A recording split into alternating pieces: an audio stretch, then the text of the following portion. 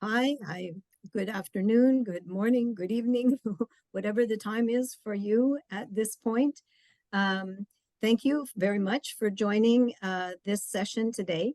This session is one of a series of very engaging roundtable discussions that have been organized by IEEE, by the Future Directions Committee.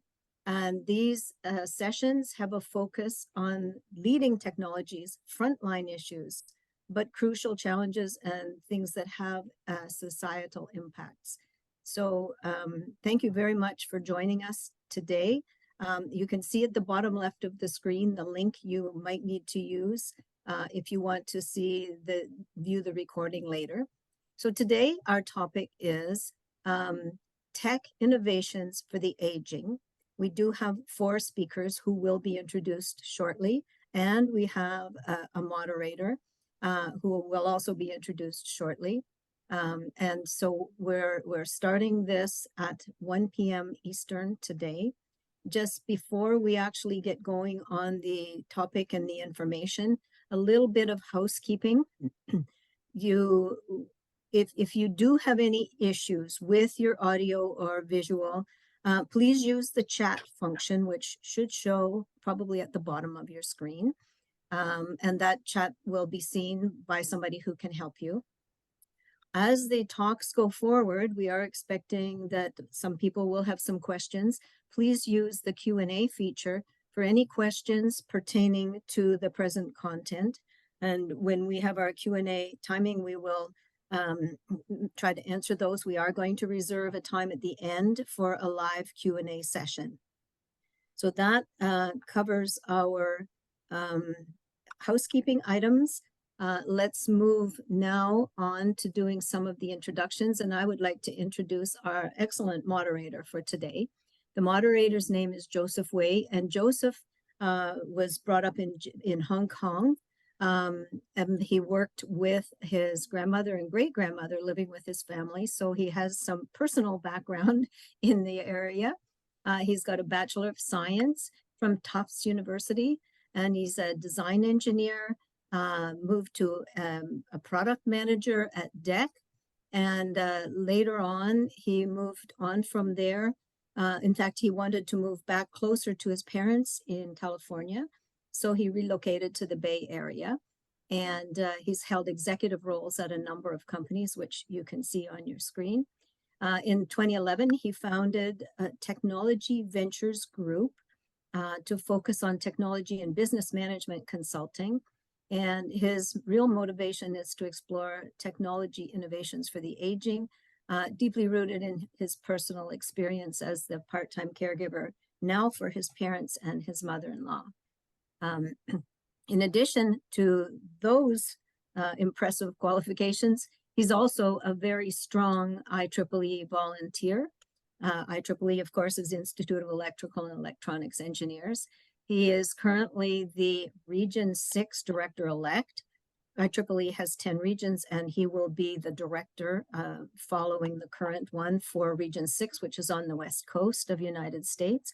He's also active in a number of areas, chair of entrepreneurship and chair of a society, the Engineering and Medicine and Biology Society. And he's treasurer in another society, the Consumer Technology Society, for the Santa Clara Valley section.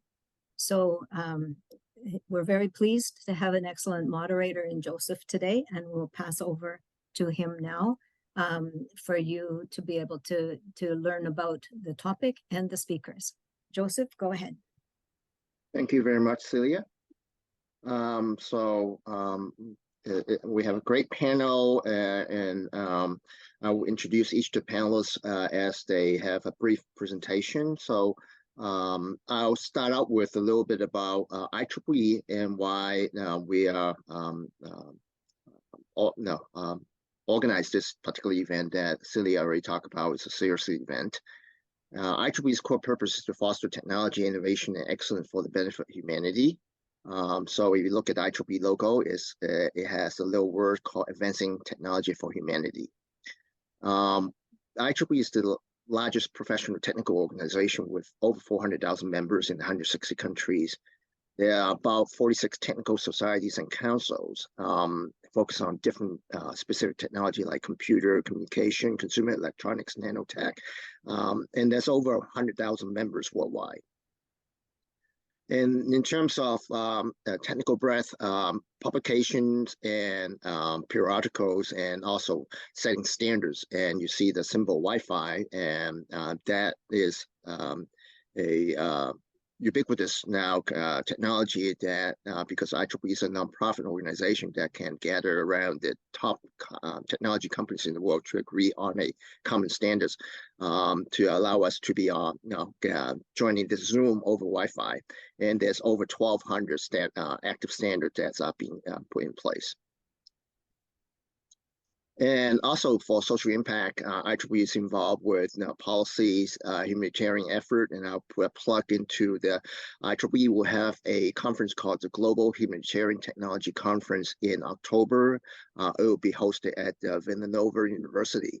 And there's also a lot of continuing education and certification programs. And another thing is the ethics in technology, as part of the topic we'll discuss about as a hot topic today is AI and ethics. I'm not going to go over a lot of these detailed charts. It's basically just an indicator that population change for 1 in 4 people will be over 65, and the crossover. Let's see, the crossover point of the number of people on number of children under 5 and the number of people over 65 has already been passed. So many of us, and this is a animation of how the shift of the population changed within 100 years from 1960 to 2060. And many of us are now involved with technology, and there's all kinds of technology at home, and that's why we picked the topic, how we apply technology to help the aging population. And also, obviously, AI will be part of the this discussion with this panel. So I think the Celia already mentioned about submit questions, and feel free to introduce yourself through the chat feature in Zoom, so we can virtual meet each other. I'll start out with the introducing Karen. Karen is the author of Age Tech Revolution. It's a book that she wrote, I think came out 2 years ago, if I remember correctly, and she's the founder of GeronTechnologist.com. I think we met through a mutual friend called Mary Furlong. Mary actually resides in the San Francisco Bay Area. Is a long-time person that actually has been actually active in promoting technology for the Asian population. So Karen is named one of the most influential person by Nix Avenue with startups and technology companies, elder care, and NGOs. Previously, she was also in tech as a first employee at Intuition Robotics, the first social robot designed with older adults in mind. And she was the VP of product at Sensei AI, a startup that developed the first for remote patient monitoring, remote care monitoring. And she has a master degree in gerontology and Bachelor of Science degrees from the Ben Gurion University. So without further ado, I'd like to introduce Karen to come up with a short presentation. Thank you so much for this lovely introduction, Joseph. And yes, we probably did meet through Mary Furlong. And if there's anyone in the audience who is not familiar with this name, I highly encourage you to Google it and check out Mary Furlong's excellent conferences that focus around longevity. There are around 4 of these every year, and they are just great content and great people that you get to meet. So as Joseph said, I'm the founder of the GeronTechnologist.com, which is a media platform that covers the global age tech ecosystem. And I'm also a gerontologist by training. And in the 5 minutes that I've got with you today before our panel, I want to just give you a really brief introduction to what age tech is and why do we even need it right at this point in time. So when I like to define age tech. I like to look at this from like a historic perspective. So if I were to look 5 or 10 years ago for technological solutions that are supposed to serve older adults, what I would find would be very similar to what you see on your screen right now, right? Rollators, hearing aids, personal emergency response systems, the type of technology that people might not feel like wearing on their body or owning because it might make them feel old and frail. Fast forward to the year 2023, we now have many more technological solutions at our disposal that not just use the most cutting edge technology, but they're also well designed. So how did we get from here to here? We got here by including older adults and other stakeholders in the design process. And for this reason, I like to define age tech as technology that is designed to tackle the challenges of aging while including older adults in the design process. And there is this common misconception that age tech is just about digital health or just about accessibility tech, where the fact is there's a lot of white space in the middle. And when I look at the global ecosystem of startups in this space, I see a lot of startups that are doing stuff around housing and retirement, redefining retirement, and fintech and leaving a legacy. And big tech companies are also dipping their toes in this space, coming up with features for Alexa devices and Apple Watches and iPhones. And on top of that, we've also got dedicated funds and accelerators in this space from brand names like the AARP and Techstars. And when we look at the funding landscape, we see that over the past decade or so, the number of deals has increased year over year, and also the total amount of funding. Now, at this point, you might be asking yourself, why are all of these big tech companies and startups and venture capital funds and accelerators, why are they all of a sudden so interested in serving the aging population? And there are two big reasons behind that. The first is this unprecedented demographic shift that our society is going through. We've never had so many people live for so long. And life expectancy in many developed countries is well over 80. In fact, the population over 60 is growing faster than any other age group. And by 2050, we're expected to have over 2 billion people on the face of the earth who are over the age of 60.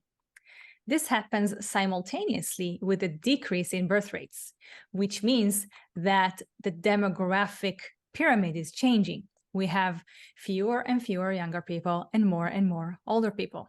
And in fact, in some countries, including the United States, we will soon have more people over the age of 65 than children under the age of 5. And this demographic shift happens simultaneously with this digital transformation that our society is going through, that older adults are a huge part of, because older adults today are way more tech savvy than previous generations. And they're adopting any type of technology that the general population is using, from smartphones to computers to tablets to smart speakers and smart TVs, in increasingly growing numbers. When the AARP looked at tech spending among this demographic, they figured it was around hundreds of billions of dollars of tech spending each and every year. And when we look at the macro trend of the longevity economy, which is the sum of all economic activity that can be attributed to 60-plus-year-old people, it was estimated to reach around $15 trillion by 2020. And in these years, the economy of the United States and China were $15 to $21 trillion. So we understand that the longevity economy is roughly in the same ballpark as the largest economies in the world. And the cool thing about this is that this economy is driving a massive increase in tech innovation. So we've got startups today developing social robots and service robots and virtual reality and features for Alexa devices and features for the Apple Watch and for the iOS iPhone, all to serve older adults. And with that in mind, I am done with my presentation. Thank you so much for listening, and the mic is yours, Joseph. Thank you very much, Karen. So the next speaker will be Esther Martinez Martin. So the next panelist in the roundtable is Ms. Esther Martinez Martin. And just before Karen, so the four speakers actually are from different regions. So that's another aspect, is bringing the different perspective around the world. So Esther is the tenured professor at the University of Alicante and the director assistant of the University Institute for Computer Research. And at the same university, she holds a bachelor degree in computer science and a master degree in mobile and video games programming, and also a PhD in computer engineering. Her research is focused on the development of vision system for robotic tasks, and also assistive robotics aimed at promoting autonomy and independence of elder people for functional diversity and their safety and dignity. She has participated in many European and national projects, and has done a series of publications. I think she's a very active publisher for IEEE, where she has supervised one PhD thesis, and she's also currently supervising two PhD theses. The relevance in the research area has led her to be awarded with the MUY Young Scientist Award in 2019, Impulse Award also in 2019, and a series of awards, as you can see in her bio here. And she's also is a recipient of the IEEE SWYP 19 Students and Women in Engineering and Young Professional. So Esther, you ready? I'm going to let you make your 5-minute presentation. Thank you so much for the introduction, Joseph. Share my presentation. So as you told, I'm working at the University of Alicante. Specifically, I'm working in the Department of Computer Science and Artificial Intelligence, and I'm a member of the Robotics and Three-Dimensional Vision Research Group. And oh, sorry for that. Sorry, I don't know what you are looking. Sorry for that. I was doing some tests before. Okay, so let me try it again. Okay.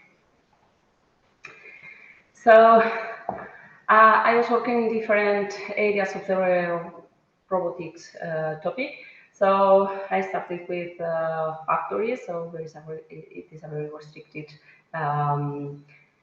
environment, and then move from more social works, especially working for elderly and also some unmanned aerial vehicles, and also combining virtual reality, augmented reality, and EEG signals to help disabled people. And if we talk about elderly people, we work on two different main areas. So the first one is the FAROS, it's a physical assistant robot system. Here we can see a video about our pilot study in a nursing house. And this robot is able to explain different exercises to the people, and it is monitoring all the time what they are doing and registering all the movements they are doing. So this information is provided to medical personnel. In that way, they can follow or track their evolution. And also I'm working in an assistive robot for life. In this case, we are assisting people at home in the basic activities for daily living. So in this case, what we are doing is helping people remembering what they have to do, and also how they have to do it. I mean, so if you have to brush your teeth, you are set, okay, it's time to brush your teeth. So for that, you need the brush and then the base. So it is indicated in the tablet where are the different elements and the order you have to perform the action. So it can also help in the case that you are starting Alzheimer or something like that. So the idea is to keep elderly people at home as long as possible, always guaranteeing their autonomy and also a good quality of life. So it was everything I want to present myself for today. So I'm very happy to answer your questions and discuss everything. Next, we have Ranjan Nag. He's an adjunct professor in genetics from Stanford School of Medicine and visiting fellow from Stanford Center for the Study of Language and Information. And he also is the president, I think, founder of our 42 Group, which is a investment venture firm. Ranjan has been building AI system for 40 years. So some of us old timers will remember the AI term, I think, started back in the 1970s or maybe even earlier by I think a person by Ray Kurzweil from MIT. So, but the hype around AI just recently put into a lot of the big attention recently. He also sold his company he co-founded and advised to Motorola, RIM, and Apple. He became a distinguished Career Institute Fellow for Stanford in 2016 and heavily focused around teaching of longevity science, AI, genes, and ethics in School of Medicine. He also received a PhD from Cambridge and a master from MIT and received the IEEE Mountbatten Medal and a $1 million Verizon Power Answers Award. We awarded we as IEEE Santa Clara section, which awarded the Outstanding Engineer Award to Ranjan in 2021. And so he's also a entrepreneur as co-founder and part owner of some 100 AI and biotech startups. So Ranjan, please, oops, sorry. Thank you. Excuse me. Please share your slides and your introduction. Great, perfect. Thank you very much, Joe. Yes, my name's Ranjan Nag. I've had a wide background, as Joe said, but I have really three personas. One, I'm an inventor. I've started companies in the area of speech recognition, AI.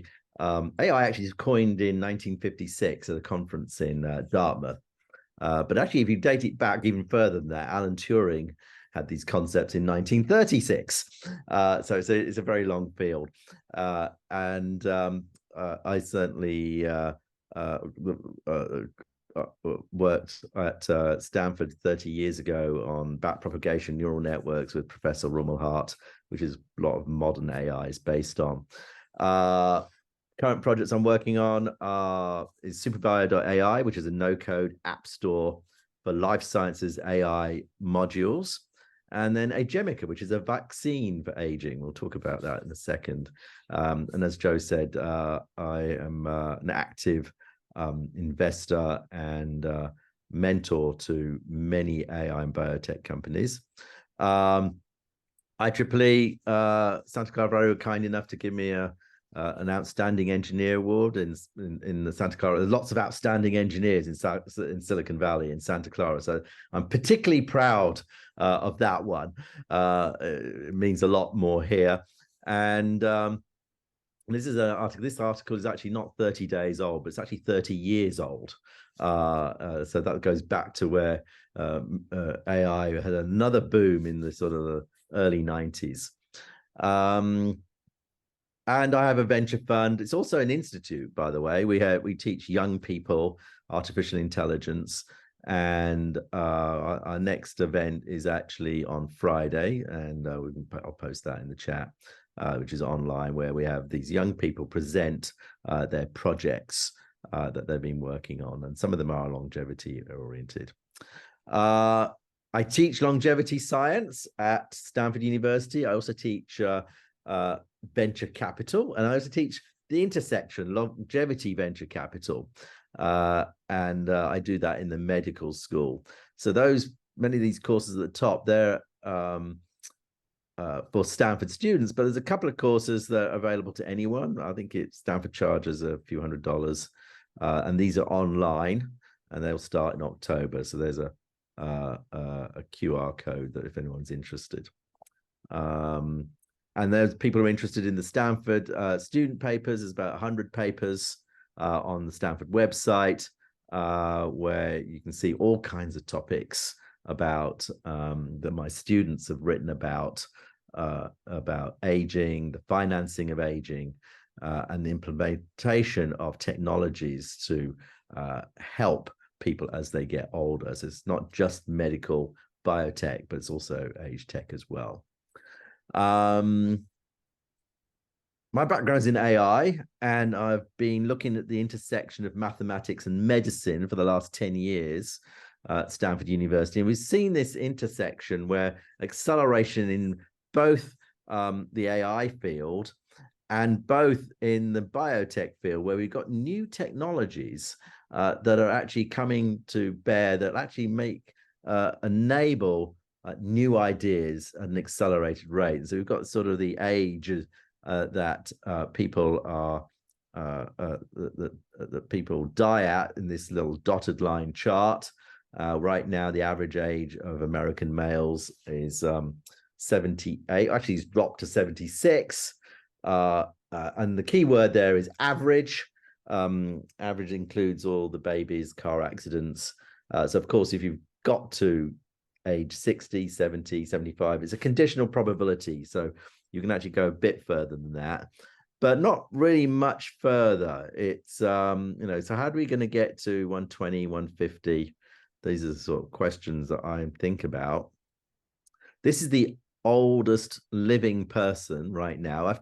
Whenever I give a talk, I have to sort of check who is the oldest living person because it changes.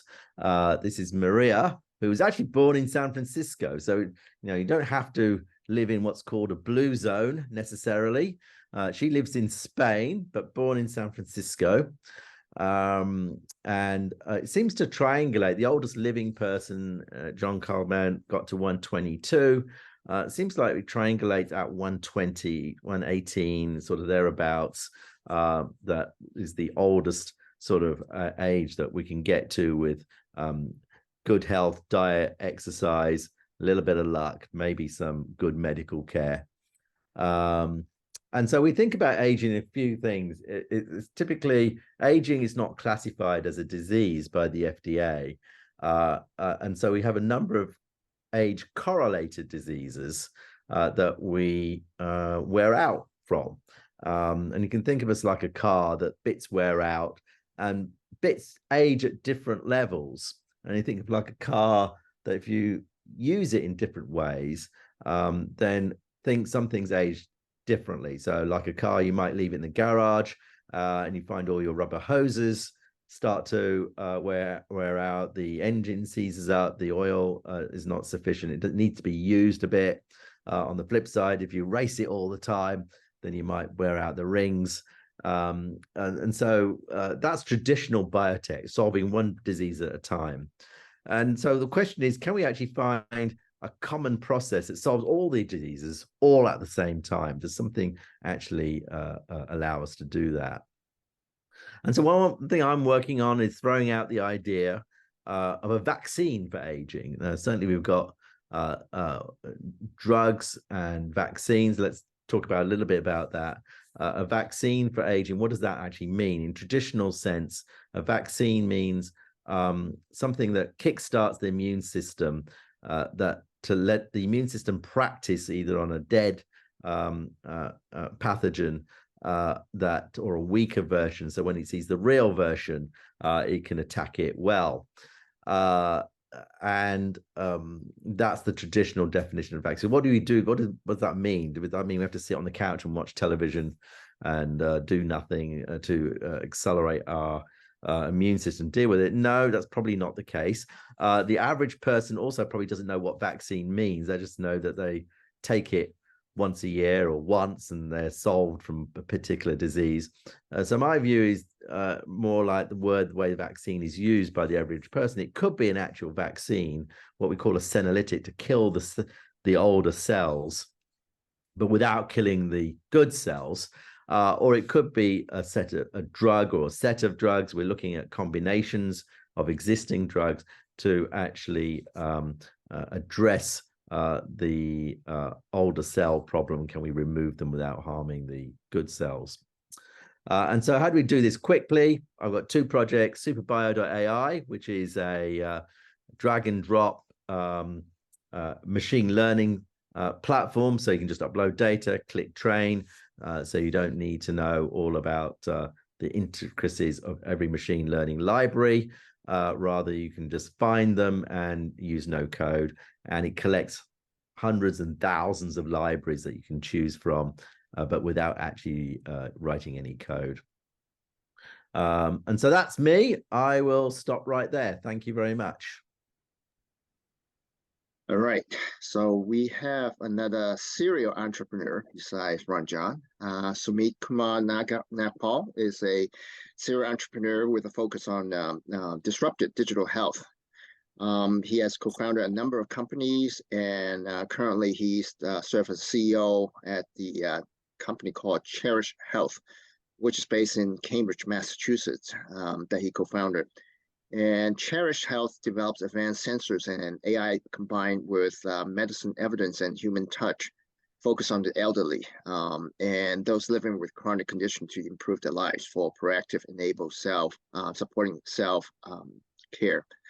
Nagpal began his career with Steve Jobs at Next. Wow, that's a very impressive that you are able to work with one of the really visionary who taught him how to abstract complex problems and systems down to essence. He's actually trained as a software developer, and he learned to architect large-scale systems to the needs of the Fortune 1000 clients.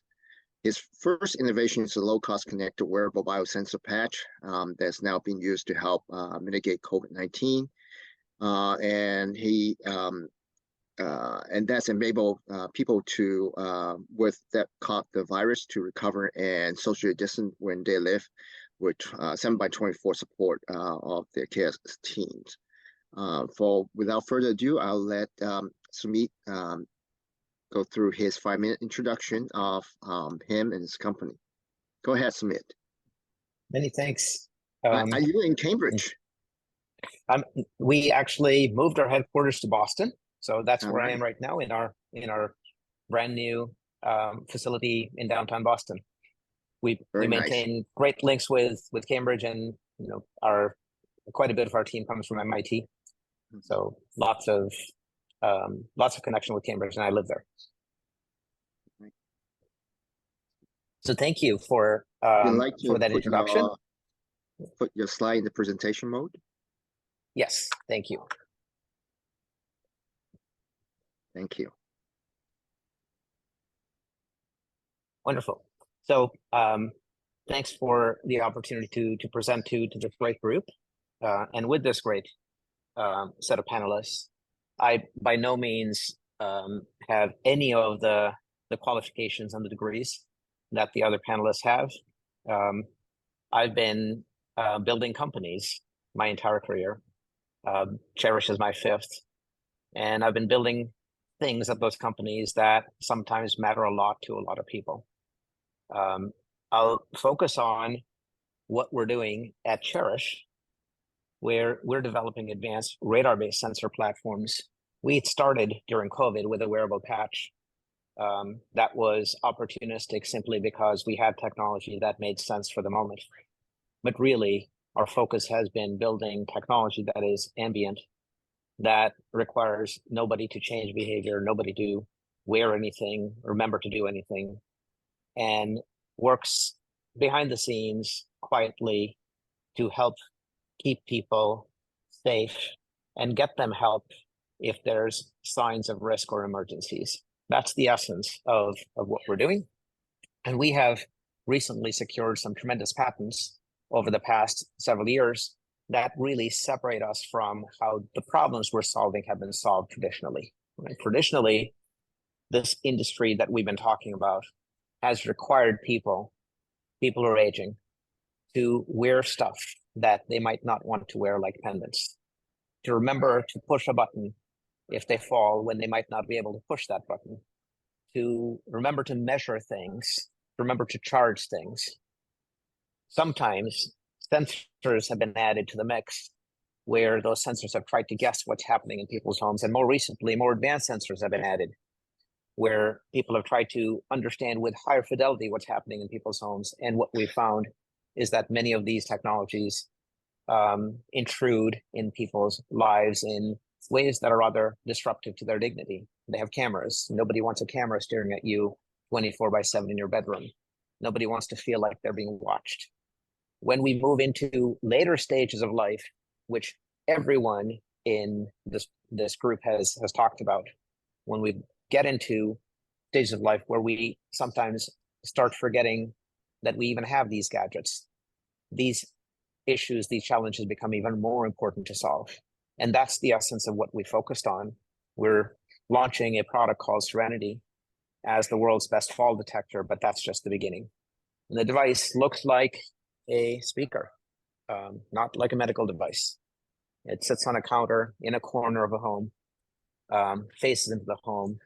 We now have patents awarded literally last week, where we are now able to, with patented technology, scan an entire home continuously through walls and see into multiple rooms and track multiple people with a single device and do all our AI at the edge on this device and apply that AI to identify, as I said, rising risk and emergencies.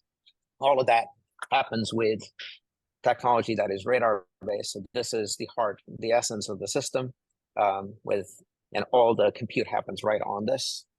It's really a platform to be embedded in our device and other people's devices as well, with AI that can be improved continuously over time.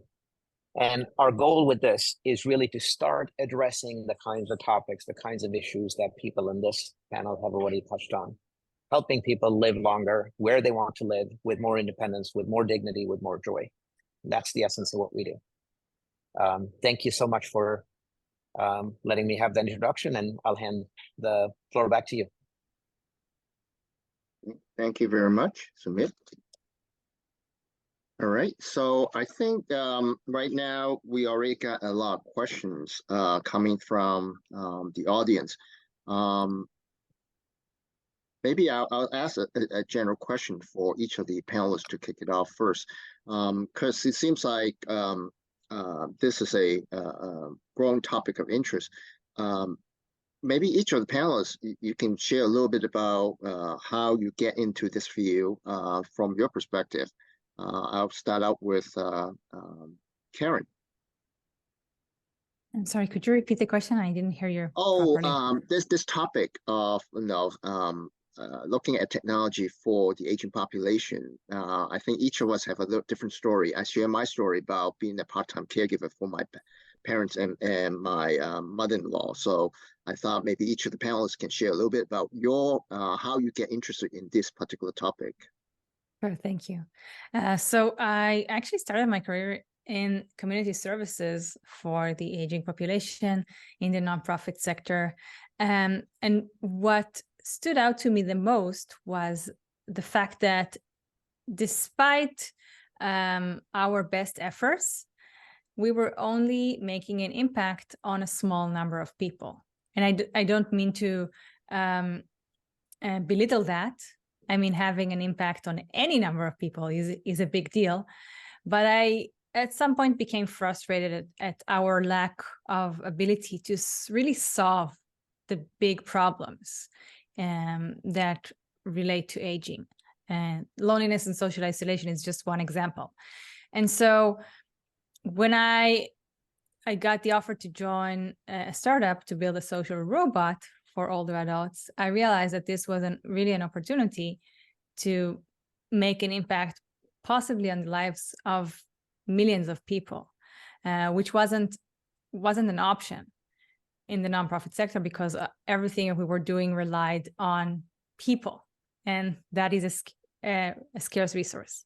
And so I think that is what excites me the most about this ecosystem, just the chance that each and every startup, and there are hundreds, if not thousands of startups in this ecosystem right now, to really make a difference in people's lives on a bigger scale than was ever possible before. And that is what I love about this ecosystem. That's why I write about it, and that is why I'm incredibly excited about this particular point in time. I really believe that this intersection of technology and aging is the most exciting place to be in at this point in time. And I'm very happy that we're all here and that everyone is in the audience is also incredibly interested in this. Thank you. And maybe Sumit, you also have an interesting view of how you get into this. Would you like to share with the audience? Yeah, very much so. So my background really has been in digital health with a focus on provider organizations, working with provider organizations mostly, and then over time with payers across 4 companies. At the 4th company, I decided to take a bit of a break. And during the break, we ran some experiments on this big change that was happening in healthcare. I now call that period my sabbatical. Big change that was happening in healthcare, where more and more healthcare people said was coming into the home. And there were programs focused on hospital level care in the home in particular that got our attention. How do you move expensive procedures from very expensive settings into much more convenient settings that could potentially be a lot less expensive? We started following where those workflows and patterns of care into the home and realized that hospital level care in the home was going to take quite a long time to become real, but in the process discovered that there was a giant need that we had uncovered. That need was to actually intervene even earlier in the process. By the time you're delivering hospital level care in the home, someone's got an illness that requires some repair work. What if we could come in earlier and actually predict or identify that someone was starting to deteriorate, that they were going to wind up in an ambulance, that they were going to wind up in an emergency room, wind up in a hospital? If we could do that, we could actually have a giant impact. If we could do that, especially at scale, we could have a giant impact on this 18% of GDP, which, unchecked will wind up becoming 26% of GDP that we spend on healthcare. And all the hardship that everyone faces when one of those incidents, episodes happens. The second time someone winds up in an ambulance, they absolutely don't want to be there, or in an emergency room, or in a hospital.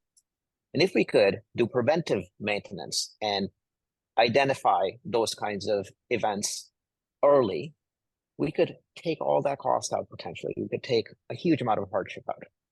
So we started looking at how we could solve for that.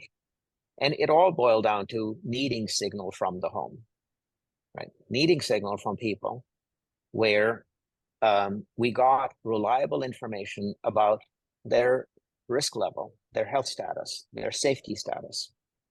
And we realized as we studied that signal from the home, if we counted on devices that you had to wear, devices that you had to put on your body, devices that you have to remember to use, remember to charge, that this one big important thing that we had said was a precondition, which is scale, would never happen.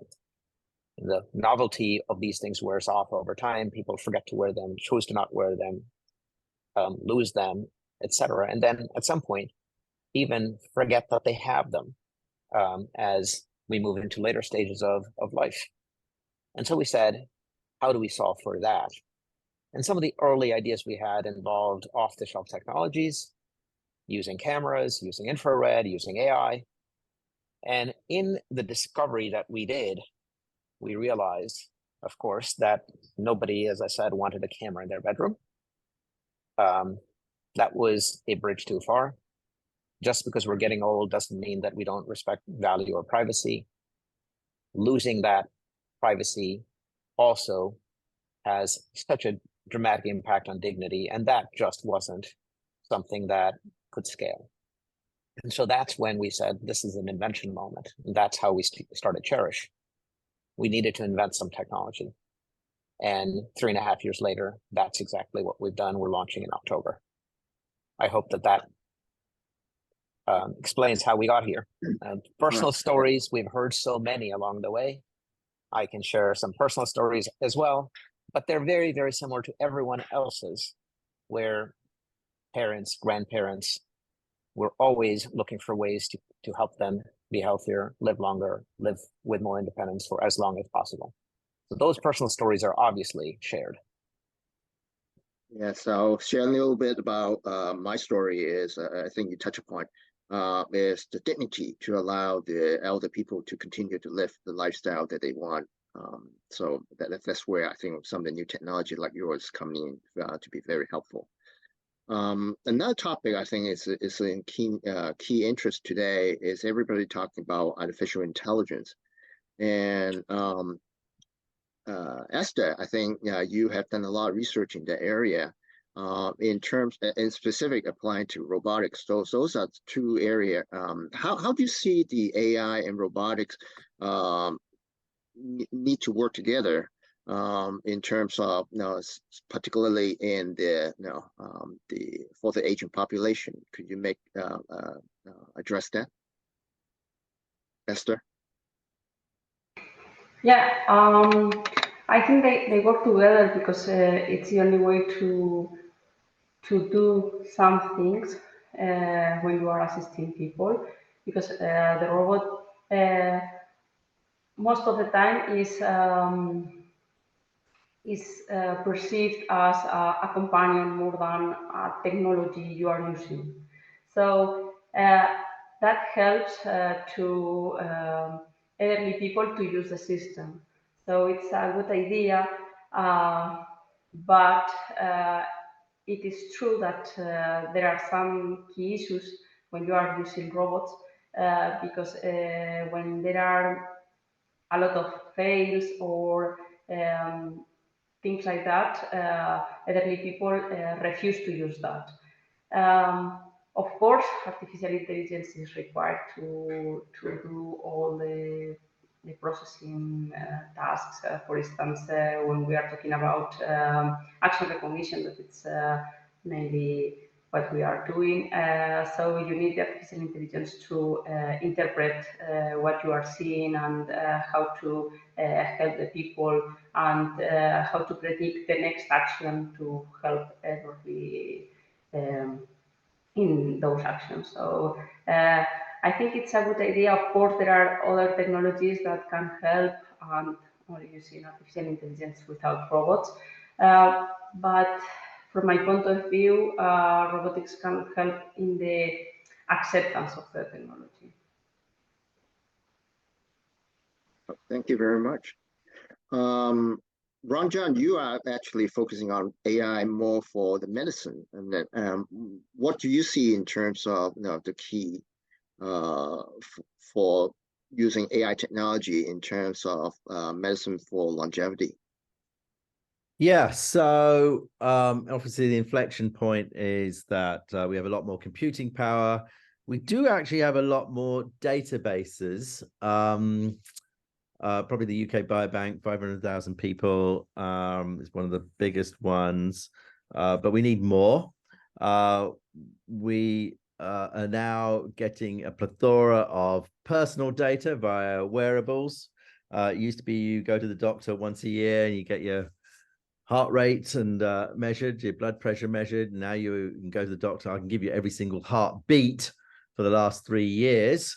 And so you're getting this shift from technology in the hospital, in the doctor's office, to technology on your wrist to help you do things. Now, there's two areas. One is in the actual drug discovery treatment area in medicine. And the other area is in the sort of the wellness advice area. So one of the big things to live longer, somebody asked in one of the questions, how do you actually live longer? Plan A is actually nothing fancy about trying to discover a new drug. That'll take 20 years or so. With AI, maybe make it shorter. But plan A is probably simply diet and exercise. We know what we need to do. Stop eating sugar, do some exercise. The only problem is we don't do it. But you can see on your phones and your watches, my watch tells me to stand up every hour or so, and your phones it's kind of like a nudging. It's not really particularly deep technology, but nudging you to do the right thing and then detecting when you're not doing the right thing. I carry a little wearable and it tells me I was lazy yesterday. I didn't do any exercise. And so get off your butt and start doing some exercise, and vice versa. So, you just ran 10 miles yesterday. Take it easy. It actually tells you took a lot of strain yesterday. Don't try and do it again because you have more injury risk. So those are some of the simpler levels. But stage 1 is just diet and exercise. Stage 2 is drug discovery, treatment and therapeutic. That's plans A and B. Plan C might sound radical, but there are some labs and some companies looking at cryogenics, freezing organs at least. But there's some people want to freeze the whole body. There's about 3,000-4,000 people who've frozen themselves. And then plan D, which is blue sky AI, but I do say it as plan D, upload your brain into a machine. So that's the, we talk about the philosophical, is that actually possible? If you did that, would it still be you, even if it were possible? So those are the 4 areas of AI. Is that Neuralink? Well, Neuralink, I think they're looking at Parkinson's first, but it's, there have been experiments where you can actually detect signals and detect thoughts. I've done that experiment. Well, it was almost really an undergraduate experiment. Look at images of the brain and see what you're thinking about. There's deep brain stimulation in the as well for Parkinson's, and you start changing bits of the brain. If you start changing bits, then eventually maybe you're more machine than you are human. Are you still human if you have bits? I mean, we have heart transplants, we have knee surgeries, we cochlear replacements. If we start placing all these things, is it still us? At what point is it us? But the brain is the most important thing. If you start replacing bits of the brain, then are you still you? So a few philosophical ideas there. All right, so we have a series of questions from the audience. Maybe I'll start posting some of those questions for the panelists. So one question is about what are some early adopters where new technology and data are being leveraged for health lifespan? Maybe Karen, you in a good position to answer that? So I think, first of all, many of the startups active in the ecosystem today are doing work that is around health, whether it is making healthcare more accessible by, first of all, in the United States, helping people figure out which healthcare plans they're even eligible for. And then there's also the matter of making healthcare accessible by bringing it into the home, whether it's via telehealth or via actually bringing clinicians into the home, rather than having people figure out how they're going to get to the clinic. And on top of that, we've got so many digital health startups who are doing stuff around wearables and sensors that really aim to help us live better in terms of, like what Ron John said, diet, nutrition, and exercise. So all of that, there are multiple startups tackling these challenges from various angles. And I think that just the fact that people are so much more aware today actually makes people actively seek out these solutions. And I think this is not just a change in the right direction, but a really significant change than what we've seen in previous generations, which also contributes to people's, obviously, not just lifespan, but also health span. And thank you. And anybody else want to add to that? Maybe we should just define what Karen means by lifespan and health span for people who are new to the field. So lifespan is like the number of days you are on the planet, and can you extend that lifespan? Health span is the number of days you can have quality life, because most of us probably don't want to be in misery for 10 years, even though we can live longer. So you can get to 130. If we have 20 years of misery, most of us wouldn't want that. But some people might, by the way. You might have a choice. You might say, I want to finish this book. I want to finish this piece of work I'm doing. I want to see my great-grandchildren do this, and I'm willing to suffer in pain to be able to do that. But a lot of people would have the opposite opinion and say, look, all that counts is can I mean, ideally, most people would just like to keel over in the last day, and that's it. But up until then, they'll be able to do push-ups. And Jack LaLanne, who was on TV for many decades, if anybody had good behavior, it was him. He was vegetarian, did exercise, telling everyone to do push-ups, probably financially did okay. So he probably wasn't stressed particularly financially. So he lived a good life. But what got him in the end was influenza. But 2 weeks later, it was the end. So he only had 2 weeks. So that's a little bit of commentary there to follow on Karen. Thank you. This question is for Esther about what actually the robot in the video that you show are actually doing for the older adults. And can you also make some comment about I think you're aging at home. There's an area where you're trying to use the robot for, and why people choose to age at home rather than in facility. Normally, elderly people, at least where I know, prefer to stay at home longer. Nursing houses are good, but in Spain, people prefer to be at home. So the idea is to apply the robot at home so they can stay longer. So the first robot I showed was a robot that only supervised active aging. So it is remembering when it's the time you need to do your exercises. So there is an exercise workout with 4 different types of exercises. So there are exercises that are automatically chosen from the different types. So your activity can be diverse and also engaging. And when the robot explains every exercise and also shows how to perform it, so how to do the exercise, for instance, if you have to raise your hand. So, and then starts to monitor that exercise. So they said you have to repeat 3 times. So the robot is expecting that you are doing 3 times. So partial performance is also detected and also evaluated.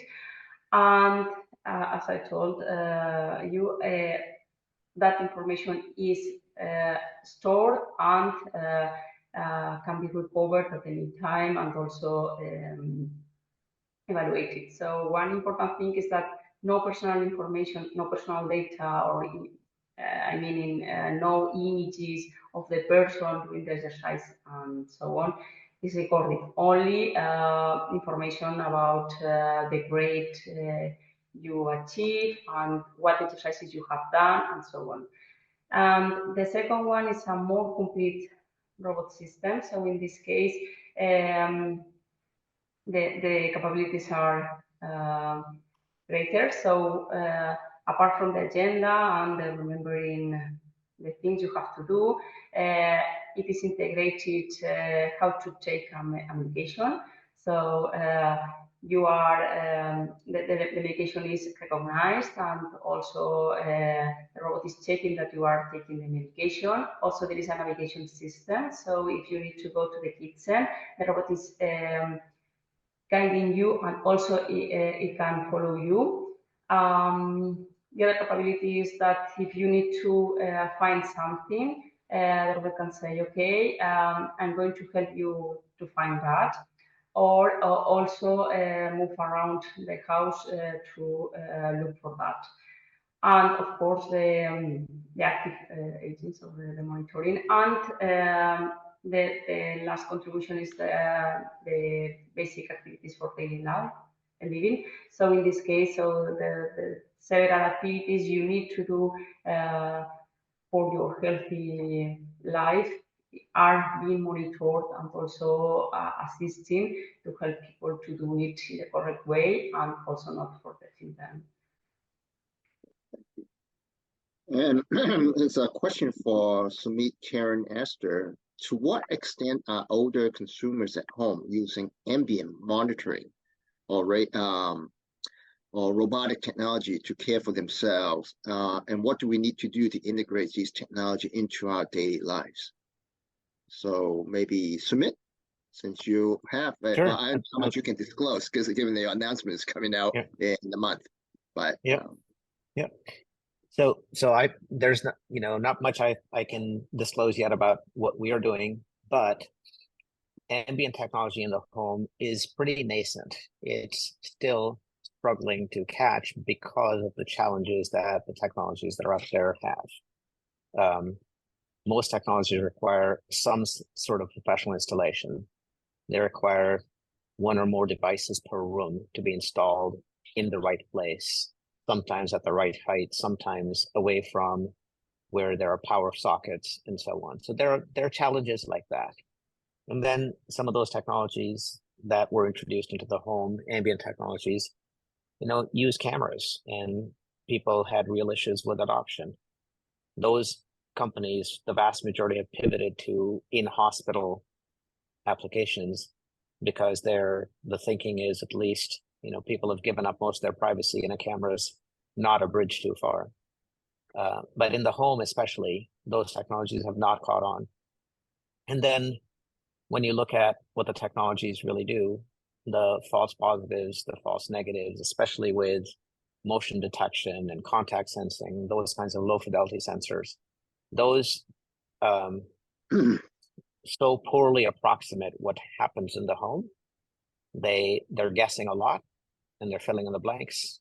And so we've seen some companies just essentially go away that had relied on making sense of that kind of data with AI.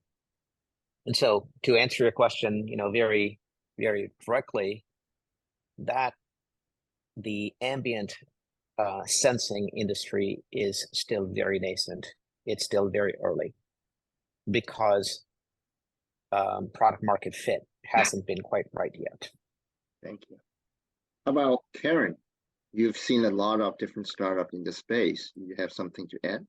Yeah, so I honestly don't think any of the statistics that track tech adoption on an ongoing basis year over year, I don't believe any of them actually track home sensors or home robots.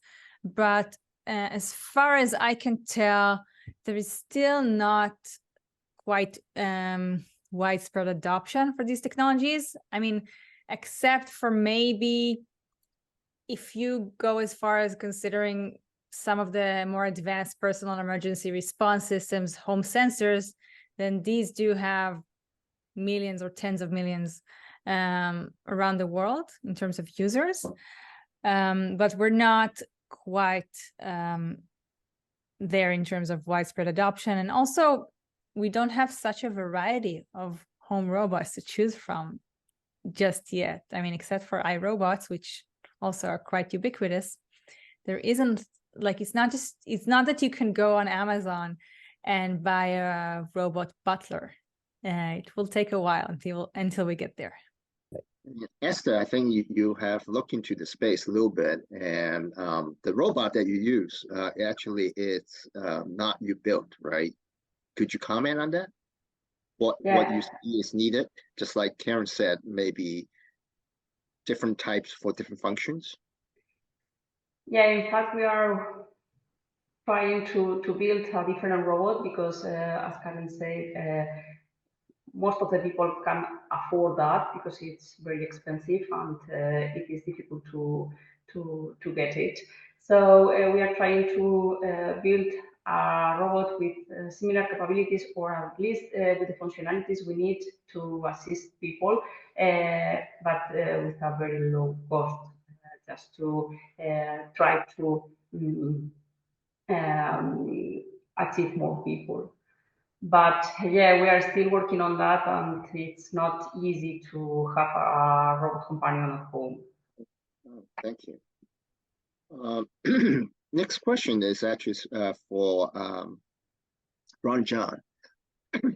What will be a vaccine for aging look like, and what process or processes would it address? That's an excellent question, because there's lots of people trying to solve aging in different ways. Yamanaka got the Nobel Prize in 2012 for saying, well, actually, there's four components inside a cell that if you change them, you could move the cell from its current age to 0. And so there's a number of people trying to say, well, trying to do what's called epigenetic reprogramming by sending mRNA to actually change the insides of the cell. What we're trying to do is that's going to take a long time to actually get something out. It's something that can actually, can we actually change those factors with a small molecule? What things could actually change that? So that's one approach, just fundamentally going to the cell, which is all of the, remember in my slide, I said, is there one thing that changes everything? The other approach is, look at the most significant diseases. So the number one killer is cardiovascular disease. The number 2 killer is cancer. And so if we can address both those, and can we find pathways that look at both of those diseases, you can dramatically cut down the incidence of data. You can actually suspend, get to that 120 level with that latter strategy. To get to the 150 level, no one's got more than 120. And as I said, there's a number of aging processes like the telomeres. These telomeres are these things at the ends of your chromosomes. Your cells replicate, and these telomere cells get shorter and shorter and shorter. And that seems to triangulate around 120. You can use telomerase to increase the size. But can you actually get past that 120 barrier? And that's going to be that former process. And can we actually change the insides of the cells? And is it something we can actually take easily? Is it something we can take once? Is it an injection? Is it a pill? I'd love to say I have the vaccine already, but really, there's a number of ideas to actually try and develop this. That's great. Let's see. It's a technical question. Since this is an IEEE webinar, this is specific to a question for Sumit. The longer the wavelength, the poorer the resolution. In a general way, understand the value of radar. How did you settle on a wavelength or wavelengths of your gadget to detect falls? I infer you. So okay, I think you can see the question, Sumit. So sure, yeah. So actually, with our experiments, we found that there are many different parts of the spectrum that can be used to detect falls in particular pretty well. And so the question is, what other requirements do you layer on top of that? And one of our requirements was that we needed this device to not require any new license of spectrum, that we needed it to operate with the right power levels. That was permitted by the FCC in the US and their analogs in other countries. We needed this thing to be able to see through walls. So that eliminated a whole bunch of portions of the spectrum. Many different bands were eliminated just from that. And so you add up all these factors, and then you look at, well, what are you looking to measure and how are you doing the measurement? Those factors also were important in the experiments we ran to ultimately pick the spectrum that we live in. The spectrum is unlicensed, openly available. There are, of course, power bandwidth requirements that the FCC imposes, and we operate within those. I can't tell you what the spectrum is today. You'll know in about a month. But those were all the kinds of variables that went into making these choices. One of the biggest things was just what goes through walls. The longer the wavelength, the easier it goes through walls, the less it measures. So where do you wind up coming back and winding up with the right performance that achieves the goal without then getting blocked by the wall, right? So it's, what I can say is it's somewhere in the middle. So let me make a general announcement on behalf of the Life Members Group for Mike Andrews. So IEEE will have a Life Members event in April in Austin, 2024. And they asked if the presenters here would be interested and willing to create a short article for the website. So we can coordinate after this event. Another question actually regarding I think it's more for Ron John. How might genome and brain maps contribute for future health span? Yes, so two things. So genetics give probabilities of disease. It doesn't necessarily mean you get the disease, but it can give you a framework for analyzing your risk. Now, there's a concept known as gene editing, where if you do have a risk for certain things, and there's certain diseases where one gene can actually, with almost certainty, result in a disease. So some people may have known about the BRCA gene for breast cancer. There's Huntington's disease gene. If you have it, that you will almost certainly get that. There's actually, breast cancer is about 40% chance. But most diseases are a long tail of genes. It's not going to be one. And probably the dirty secret of gene editing right now is that you can really only edit one gene at a time. There's lots of labs, lots of companies. We have some investments in companies like CRISPR or Acrobat Genomics that are trying to be editing multiple genes so we can solve more complex diseases. Now, brain mapping, we have an investment in NeuroAge Therapeutics, which looks at brain MRIs to actually look at the age of the brain as we get older. In fact, I had my brain scan about 1.5 years ago, and my brain had shrunk. That's a natural occurrence as you get older, but my doctor wasn't worried about it because my hippocampus had got bigger. So that meant I was getting clever, I think. So you have to have a neurologist look at your brain map to see what whether you're susceptible to any disease. But companies like NeuroAge are trying to say, well, can we actually have a brain age number that you can have? There's a concept known as of biological age versus chronological age. Now, because I'm in the longevity business, I have to try and behave myself and not take that piece of chocolate cake, and I have to do that run on the weekend because people expect me to do those things.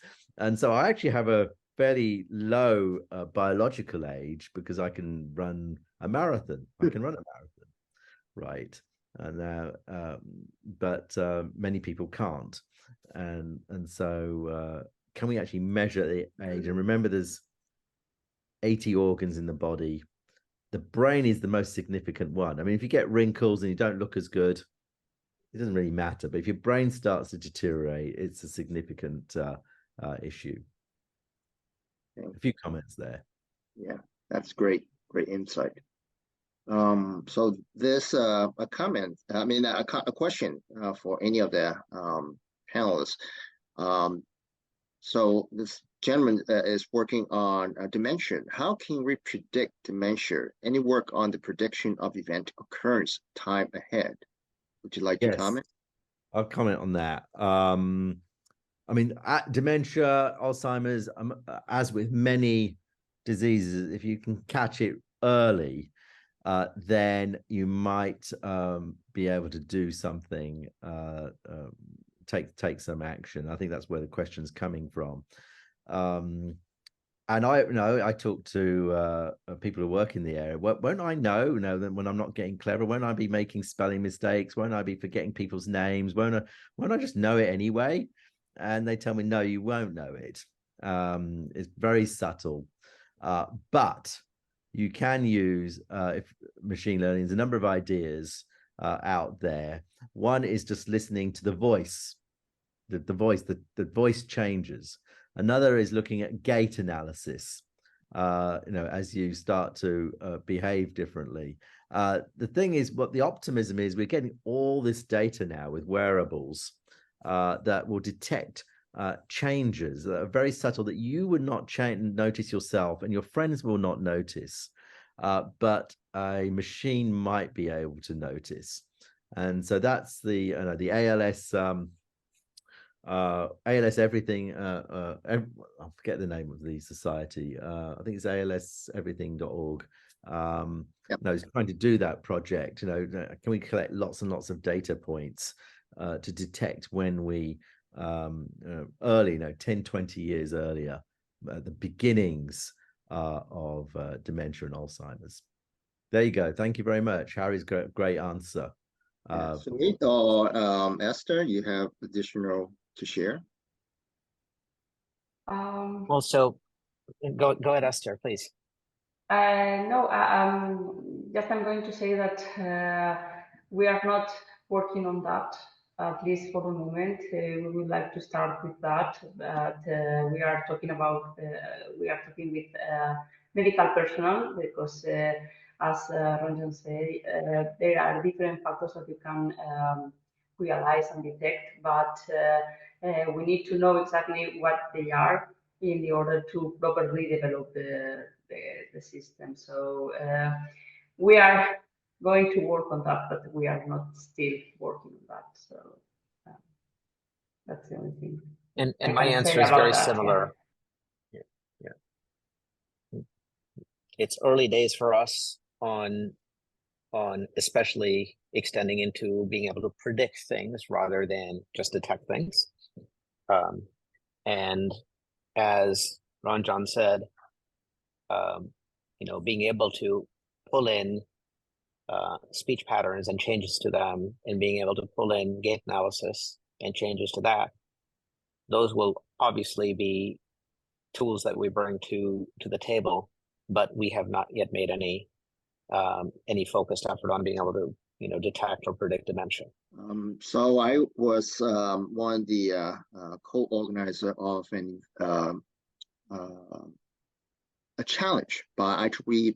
The brain is called the Brain Data Bank Challenge back in, I think, 2020, where we held a series of panel discussion. And apparently there are two sets of data. One is using EEG signals and another set is using MRI scans. And by comparing, contrasting over time, people are using basically a different algorithm to try to make prediction. But like Ranjan mentioned earlier, it's difficult I think this is very difficult to predict because but the thing is, I think as we gather more and more data points from gait, from speech, from MRI scan or EEG scan, now with the power of AI and machine learning, maybe I think in the near future this is something that is a little bit more achievable. That's something I like to share with the rest of the group here. Let's see what other questions. So this one is related. What's being done for Alzheimer's patient? Any focus on patients with early onset Alzheimer? I don't know if there's additional comments that now Ron, John, and Sumit and Esther, you want to add? Well, I think it's maybe from the investment side, maybe I'll talk about that. You know, drug discovery is extremely difficult. And typically there's only a 1 in 20 chance on a preclinical, once you've got it, to get to the end where it can actually be used. And often it takes 20 years and $1 billion. That's 5% chance. In Alzheimer's, it's a 0% chance. Nothing's ever worked. Well, one thing came out last year. So there's 1 or 2 things out of thousands of tries at it. So it's a very, very difficult problem. The only optimism I think we have is that maybe with these new technologies that we have now, that we can actually look at different angles and have machines to look at the data and collect more data. So that's my.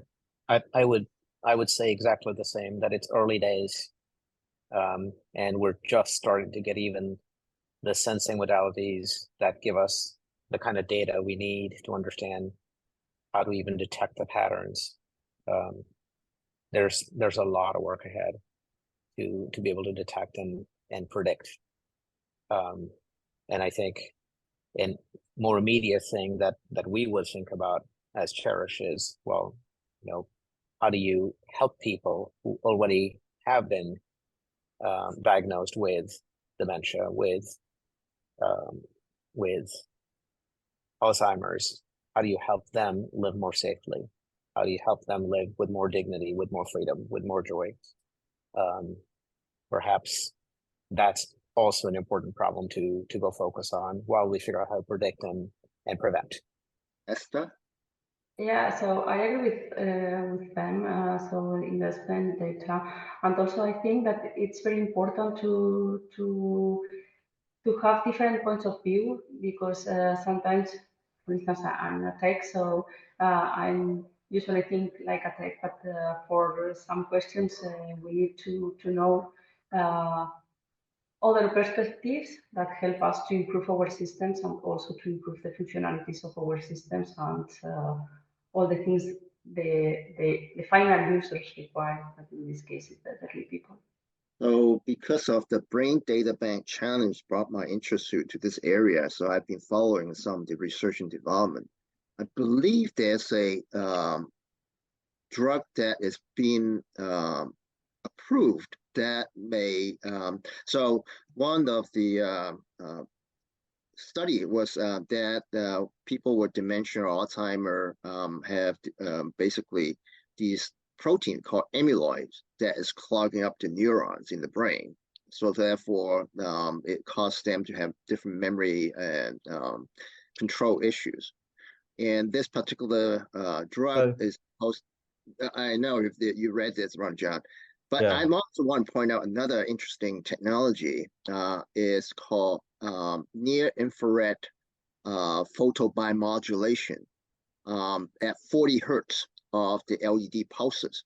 That can also, but this very limited study, it's only like 1,000, 2,000 people have gone through the study that have supposedly improved their condition. So go ahead, Ranjan. So you probably know the name of the drug. Yeah, so these plaques, these amyloid beta plaques, which for the last 30 years, where most of the research has been going to how to remove these plaques. Last year, actually, it was really discovered that these plaques have got, well, I wouldn't say nothing to do with the thing, but were basically a red herring. And so all these drugs that came out to try and address it, even if they helped, it didn't actually help the patient very much. I think the one that got approved helped a little bit, and it was, I guess there was some debate whether it could get approved and paid for by Medicare, Medi-Cal, etc., because it was very minor, was the considered opinion. And this is where I think, even if you're not a neuroscientist, you shouldn't check your brain at the door and have white coat syndrome just because someone's got a white coat, because there were examples where there were red flags. So they would say these beta amyloids only has a 40%. 40% of the people who have beta amyloids, these plaques, so there's nothing wrong with them. So why are we looking at the beta amyloids? Another example, the nuns. There was these cloisters of nuns who had riddled with plaques, nothing wrong with them. So you didn't actually need to be a scientist, a sort of a medical scientist to say, you just need to be an IEEE engineer to raise your hand up. Hang on a minute, that doesn't fit. Now, having said that, then they continue, the research has continued to go on that path. Like Emperor has no clothes, even though there's red flags all along the way. And then finally we said, well, actually, it's not as important as we thought it is. That last year was the came out, so everything switched on the beta amyloids, and that's why the drugs don't work very well. Is maybe it's just looking at the wrong target. There you go. We've got some So debate. I think this is a possible topic of a whole other discussion roundtable, and we're coming up to 11:30 Pacific time, so it's 2:30 and on the East Coast. So I'd like to wrap up the roundtable and thank you all the speakers for taking the time and sharing very interesting insights. And this roundtable will be recording will be available online, and anyone who registered will be receiving a link to view it afterwards. And again, I'd like to thank you, the Sing Kwan, Celia, all the IEEE staff for helping to organize, and all the time and the preparation for the speaker and preparing the slides and also attending this event. And I look forward to having a similar event with all of you. And thank you and enjoy the rest of the day.